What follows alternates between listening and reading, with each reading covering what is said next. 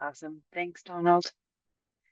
Okay, so I'm going to talk about the degree requirements that's necessary for all students in the Faculty of Arts and Science to earn a degree.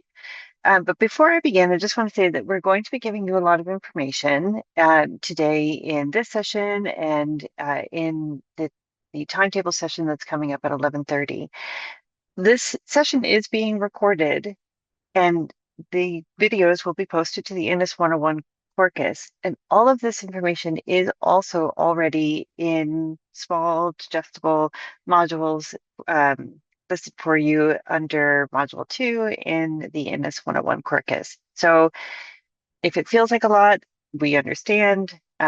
We're here to help break it down for you and help you go through things, but go through the information rather, but the information is also recreatable by you if you log into the Innis 101 Quarkus at any point, so you can see it. Okay, so we're going to talk about the degree requirements. I'm going to be using the academic calendar. So the Arts and Science academic calendar is a very large document.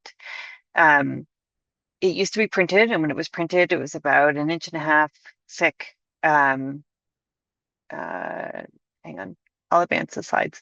So um, when it was printed, it was about an inch and a half thick, and it contains a lot of information. So it has all of the courses that are listed in that are offered in the Faculty of Arts and Science. So I think we saw in an earlier slide, 4,500 or so, um, 400 different programs, rules and regulations, rights and responsibilities, everything that you need to know about the business of being a student is all here in this document, this academic calendar.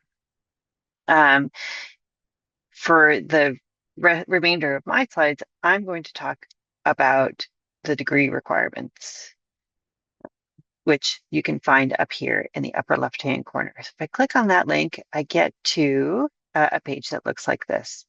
And there are degree requirements listed for students who are pursuing an Honors Bachelor of Arts degree, Honors Bachelor of Science degree. Those degree requirements are the same. And then students who are pursuing a Bachelor of Commerce. For my examples, I'm going to be focusing on the arts and science degree requirement, but I know that there are commerce students in this online Zoom. There is really only one difference for students in commerce. And when I get to that page that has the difference, I'll point it out to you so that you know what it is.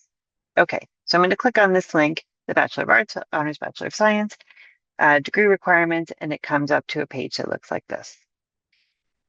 This is it. These are the 5 degree requirements that you need to achieve before you can be eligible to graduate. And I'll go through each one line by line. So the first is the number of credits that you need to earn. You need to earn 20 credits, at least 20 credits to be eligible to graduate. Courses here are valued at a half credit or a full credit, and you take a combination of full and half credit courses to make 20. Typically, we see students who are thinking about completing their degree in 4 years take 5 credits per year. Courses here are talked about in a couple of different terms. So you may see the term FCE, which means full credit equivalent, which is a half credit plus a half credit equals 1 FCE, 1 full credit equivalent. So you might see the term course or credit, half credit, or FCE, and just wanted to make sure that you understood what each of those things mean. 1 credit is 2 half credits or 1 full credit course. How do you know what the credit value is for the course?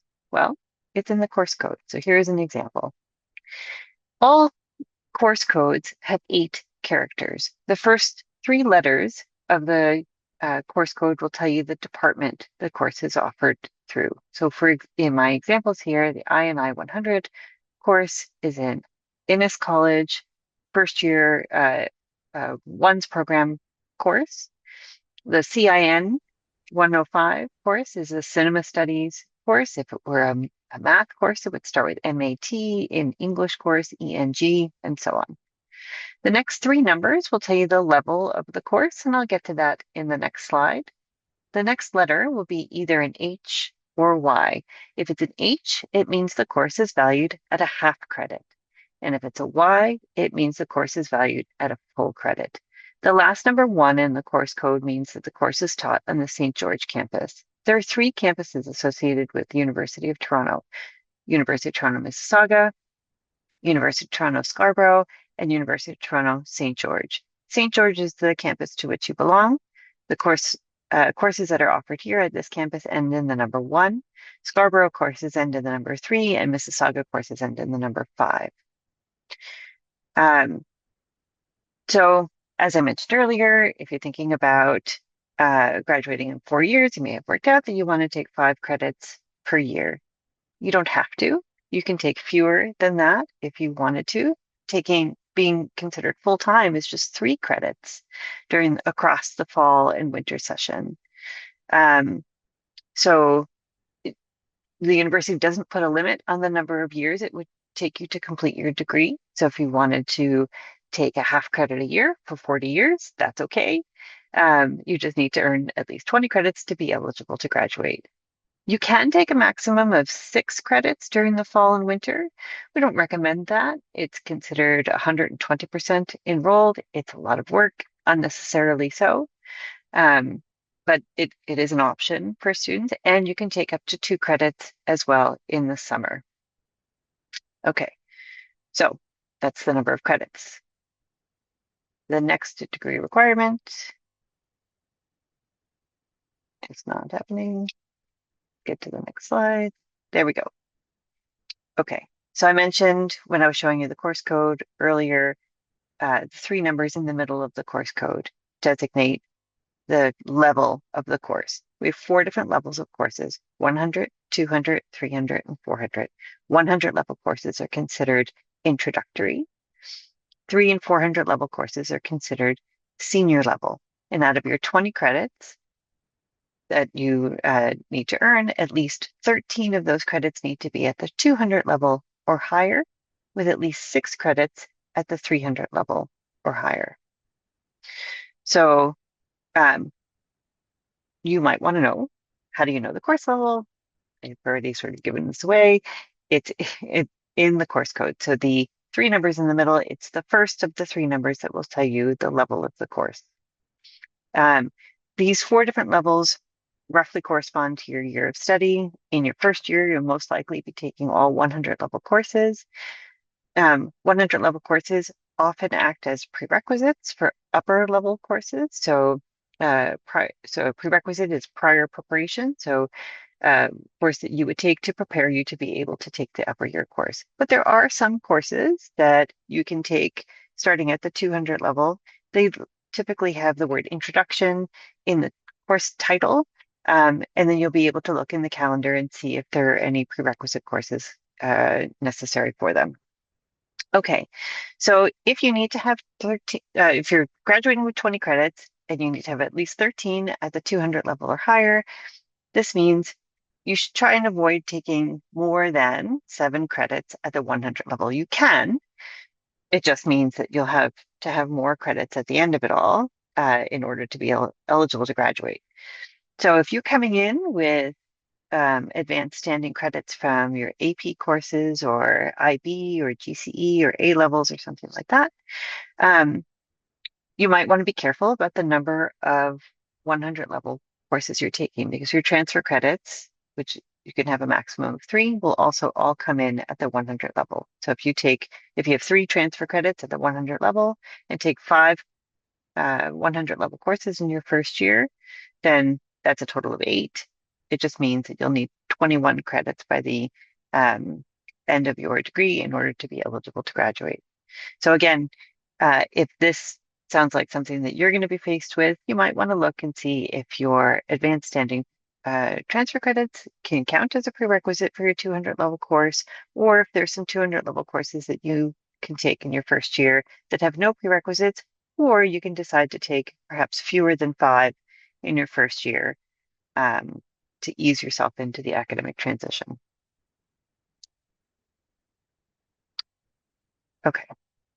So the next thing we're going to talk about is your program of study. So this program of study, your major, minor, or specialist, answers the question that people will ask you, oh, you're attending the University of Toronto next year. How wonderful. What are you going to be studying? Your program is the answer to this question. This is your academic focus. This is the thing that you have come to dedicate credits towards learning. We have three different levels of programs: specialist, major, and minor. And if you're choosing to pursue a program at the specialist level, it means you're specializing in this focused area.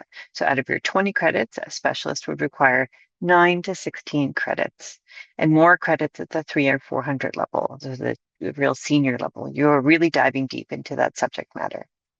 You can instead choose to pursue a major, which has fewer credits, between 6 and 8, or study a topic at the minor level, which is just 4 credits. And you can see on the slide that there are fewer courses at the upper levels when you're choosing a major and a minor. It's totally okay.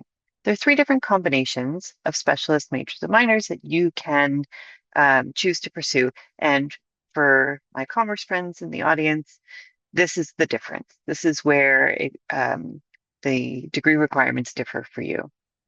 So for Honors Bachelor of Arts and Honors Bachelor of Science, you have the option to pursue at minimum either 1 specialist or 2 majors or 1 major plus 2 minors. So it's up to you to decide how you really want to focus your attention in your undergraduate courses. Do you want to specialize in one specific area, or would you like to diversify and have a more broad undergraduate degree? And for students who are pursuing a double major or major and 2 minors, also note that you can choose from across the Faculty of Arts and Science. Even though you were admitted, let's say, into the math and physical sciences admission category, that doesn't exclude you from taking a program or pursuing a program in humanities or social sciences or computer science, for example.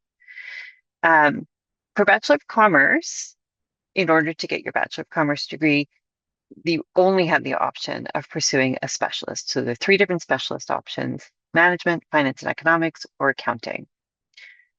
This is at minimum. Students can do more than what is minimally required to graduate. You can do up to 3 programs. So you can, let's say, if you're pursuing a specialist, if you wanted to add a minor or you wanted to add a major that is beyond what is required to graduate, but it's totally okay. You can do up to 3 programs. If you are doing 3 programs, one of those has to be a minor. Okay. All right. Moving on. All right. Back to the homepage of the academic calendar. I've highlighted the program areas tab or link rather on the left-hand navigation of the homepage of the academic calendar. So you click on this link, you get to an alphabetical listing of all of the different departments that offer programs in arts and science. So if I click on that link, I get to something that looks like this, and you can scroll down and it's divided up by admission category. If I find one to click on and open up that page, you can see there's lots of information. So for example, in the Cinema Studies Institute, you find information about the department and about the programs, contact information if you have program-specific questions. So here in the registrar's office, we're generalists. We can give you all of the information that you need to know about your earning your degree. But if you have a very specific question about programs and the courses within the programs and the differences and opportunities within the programs, we would direct you to undergraduate administrators in each program to give you that information, people who are intimately familiar with their departments. And then also in this page, you can see information about the coming up. The difference is the specialist major and minor in this example, but the one thing to note is that not every department offers all three options of specialist major and minor. Some writing and rhetoric program, for example, offered at Innis College is offered as a minor only. There isn't a major or a specialist option in that. So you'll really want, at the end of this session today, spend some time with the calendar, see what is an option for you, what you might be interested in pursuing, and how you can mix and match your programs accordingly. Okay. So on to the next the next thing we'll talk about is your cumulative grade point average. This refers to the grading system that we use at U of T. So course marks are given out in three ways. One, in terms of percentage, 50% and higher is passing. You can see in the left-hand column here. And these ranges of percentages translate to a letter grade, A through F. And each of those letters has a grade point value on a 4-point scale. So at the end of every academic session, of which there are two, the fall plus winter is 1, and that takes you September through April. And then the summer session is another, if you choose to take courses, that's May through August. And at the end of each of one of those sessions, your cumulative grade point average is calculated for the purposes of academic standing. In order to be in good standing, you need a 1.5 cumulative grade point average or better. In order to be eligible to graduate, your cumulative grade point average needs to be at least a 1.85 or better, and you need at least a 50% to pass each individual course. Your cumulative grade point average, the way that it's calculated is the sum total of your grade point values divided by the number of credits attempted. Okay, so each of your individual grade point values divided by the number of credits that you attempted, so passes plus fail. All right. Okay, and then the last degree requirement that I'll talk about is the breadth requirement. Now, Donald mentioned this bit in one of his final slides in his presentation about the breadth of opportunities in courses that you'll have access to in arts and science. All students, no matter what degree you're pursuing, Honors Bachelor of Arts, Honors Bachelor of Science, or Bachelor of Commerce, have to complete the breadth requirement. The breadth requirement is a way to ensure that you're taking courses that span the breadth and scope of the Faculty of Arts and Science. So students in the sciences will need to take a course in humanities and social sciences. Students in the humanities and social sciences will need to take courses in the sciences as well. All of the courses that we offer in arts and science are categorized under one of these 5 broad subject headings. And you can get a sense looking at the titles of the subject headings, what kinds of courses would fall under which category. So for example, if I'm taking a breadth category 5 course, it's likely math or chemistry, physics, computer science. Living things in their environment would be things like environmental studies or biology. Society and its institutions would include courses that fall under political science or economics or history. Thought, belief, and behavior would be philosophy, psychology, religion. And creative and cultural representations would be your arts and your languages, cinema studies, art history. Can't think of another example off the top of my head right now, but you get the idea. Okay. So within your 20 credits, you need to earn, to fulfill this breadth requirement, 1 full credit in 4 out of the 5 categories, or 1 full credit in 3 out of the 5, plus a half credit in each of the other 2. So if you're looking at this list and you're thinking, I'd like to avoid one category entirely, totally fine. But then you know you need to earn at least 1 full credit in each of the other 4 categories. This doesn't need to be done every year, just needs to be done once. And you should note that courses that you're taking towards your program also contribute to the breadth requirement. So for example, if I'm a life sciences student, I know in my first year, I'm going to be taking a full year of biology and a full year of chemistry. And I might take a half credit course in psychology. Well, my biology course is a breadth category 4. My chemistry course is a breadth category 5. So that's taking care of two uh, categories already. And then my psychology course is a half credit in breadth category 2. So it's 2.5 out of my 4 already done. And I didn't even try, right? I just took the courses necessary for my intended program. So this is very doable. Lots of times students fulfill this requirement even without really thinking too much about it. But I do want to let you know that, oh, I mentioned this does not need to be completed in year one. Um, in the academic calendar, when you're looking at the departments and the courses that are offered within, you'll see a brief description. Now, I've pulled a couple of examples. At the bottom line of every course description will tell you which breadth category the course falls under. So for example, this Hungarian language course, it's a full credit course, and I know this because there's the Y in the course code. This counts as a full credit in breadth category 1. This anthropology course, also a Y course, so a full credit course, is an interesting example. There are a few which straddle two different breadth categories. So this one counts as a half credit in breadth category 3 and also half credit in breadth category 4. And the writing and rhetoric course, the introduction to academic writing here, this is a course that falls under breadth category 2. Now, um,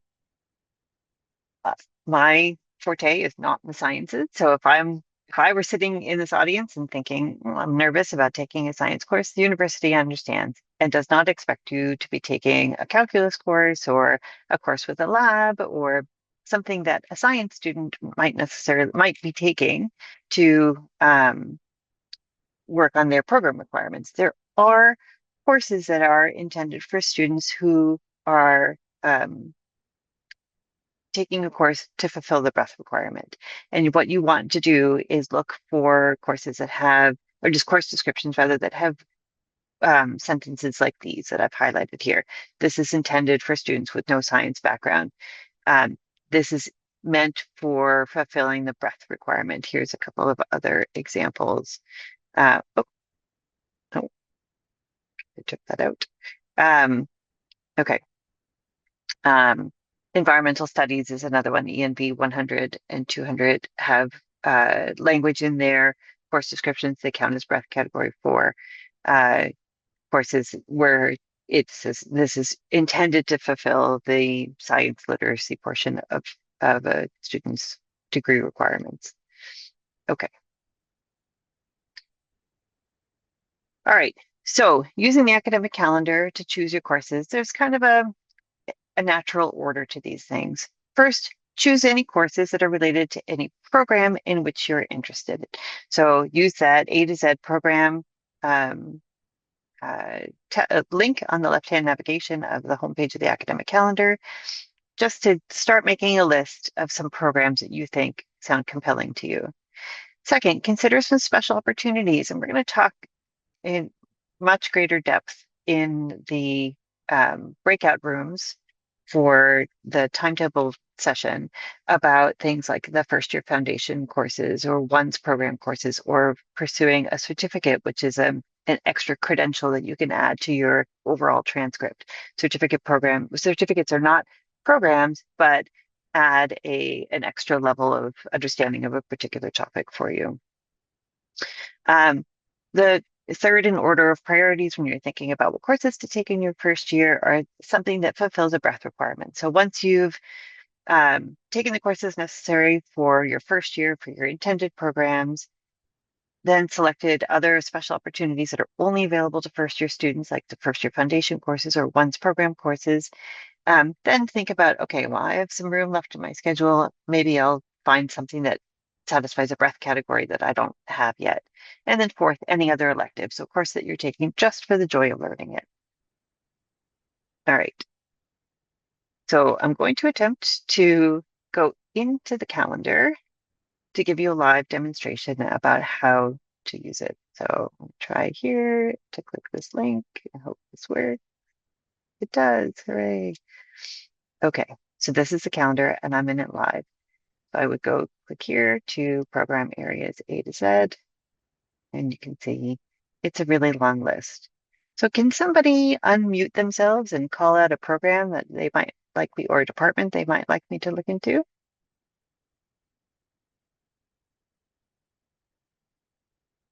All right, how about we start with astronomy astrophysics? Sure. Thank you. So astronomy and astrophysics. So, as I mentioned, there's a brief introduction, contact information for the department. Astronomy and astrophysics offers three different levels of programs: specialist, major, and minor. If you're looking at the specialist, it's 14 credits. So 14 out of your 20 credits would be in this dedicated area, and they break it down for you what courses you take in your first year. Um, so these are all different levels of first year calculus, again, which we'll go into greater detail in the next session about how you decide what to choose. But you would take one of these combinations of first year calculus, one of these algebra courses, one of these combinations of physics courses, and an intro to computer science course in your first year. And then they also encourage you to take this course if you have room in your schedule. So this is how you would start thinking about, okay, what courses do I need to take in my first year? First, start with a program that I'm interested in, make a list of the courses. This is 1 credit, 1.5 credits, 2.5 credits, 3 credits. If I have room, that's 3.5 credits. So 3.5 out of my 5 credits that I'm going to be taking in my first year are already prescribed for me because I'm pursuing an astronomy and physics specialist. So then what you would do is use that additional 1.5 credits that you have to think about any other special opportunities, first year foundations courses or ONCE program courses or other elective courses, something different from astronomy and physics. Thanks for that example. Can somebody unmute themselves and shout out a different example that they would like me to look at? Critical studies of equity, or I forgot the name. Here it is, critical studies in equity and solidarity. Thank you. Okay.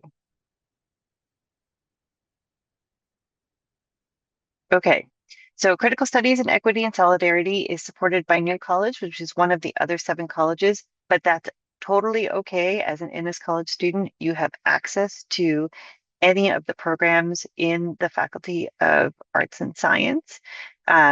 Even if it's supported by a different college, it's not, doesn't prohibit you from pursuing that program. So there's a major and a minor offered. So if I clicked on the major, you can see it's 7 credits. There are no specific first year courses required, which could be a relief to you because you might feel like, oh, now I can have the freedom to choose whatever it is that I want to study in my first year. Or it might be like, oh my gosh, now I don't know what to choose. In this case, I might advise you to look at some of the other course options that you would be taking to fulfill the program and seeing if maybe there are some prerequisites. Like if you were thinking about taking an anthropology course, you might want to start with the 100 level anthropology so that you have access to these courses in your upper years. Um, or seeing if there are any 100 level courses from within this list that you could take that would help to contribute to your overall degree requirements. All right. Thank you for that example. I'm going to go back out of the calendar. Hooray. To the next slide. All right. Just to summarize, choose a couple of different programs in which you may be interested. Really spend some time with that A to Z list. I would recommend starting with at least 3 different programs. And if they're all related in some way, probably a lot of the courses will overlap. If you're deciding between economics and public policy, well, they both require first year economics, which is great because then you can take the economics course and know that you'd be eligible for both. Or if you're thinking about human biology and cell and systems biology, you're going to be taking a full year of biology, a full year of chemistry, probably a half year or to a full year of calculus, and that makes you eligible for a variety of different life science programs. So there are many overlapping courses among programs. Really come up with a good comprehensive list of programs that you think, okay, I would be interested in pursuing this. I want to take the first year courses and see how they go. Um, prioritize your first year required courses and then pick your electives. Like, for example, with the astronomy example we saw, there are at least 3.5 credits you'll probably want to take that are required for the program. So leaves you with fewer options for electives. So you want to prioritize those. Rank your chosen courses in order of priority for your course enrollment day. So students will be enrolling in courses. First year students will be enrolling in courses on July 16th. Again, we'll go through this in greater detail in the academic session that we have coming up at 11:30. But on July 16th is when you enroll in courses. And you'll want to be ready to go by having your courses in your enrollment cart online on Acorn and knowing that they don't conflict, that they all meet your program requirements, your intended program requirements. You've planned well ahead. Balance your course load for both terms. You're going to be enrolling on July 16th for first year students, any upper year transfer students. For second year transfer students, your course enrollment date is July 13th. So balance your course load for both terms because on July 16th or July 13th, you will be enrolling in your full academic year. So the fall and winter term courses. And then connect with any departmental representatives as I showed you how you can access that information in the calendar or the Innis College Registrar's Office with any questions. Please ask us if you have a question. It might seem, like a little thing, but maybe it's something really important to know. So don't hesitate to reach out. Okay, so we have a couple of minutes to answer any questions. So if I can see that there are some questions going on in the chat right now, but that's fine. But if you'd like to unmute yourself and ask a question, I'm happy to answer this for you.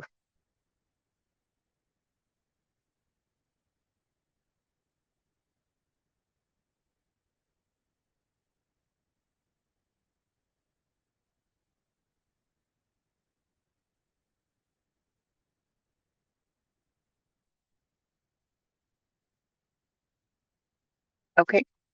I could wait another minute or so. Actually, I can start answering some questions from the chat. I know that Dryden has been answering. Okay, so Emma, you asked, how do you see what times classes are offered? Great question. We're going to go through that in great detail in the timetable session. That's the session that comes up at 11:30. So the academic calendar is just for planning what courses you might want to take. Once you've made that list of courses, then you'll use a different document called the timetable builder, where you'll be able to see specifically the days and times that the courses you're interested in are offered. And same thing, how do you see where the courses will be? So the timetable builder will have that information, not immediately, it's not there now, but eventually the timetable builder will also, actually timetable builder doesn't give you information about where the courses are. The place that you go to enroll in your courses will list for you specifically the building and room locations. And that's called Acorn. We'll cover that in the timetable as well.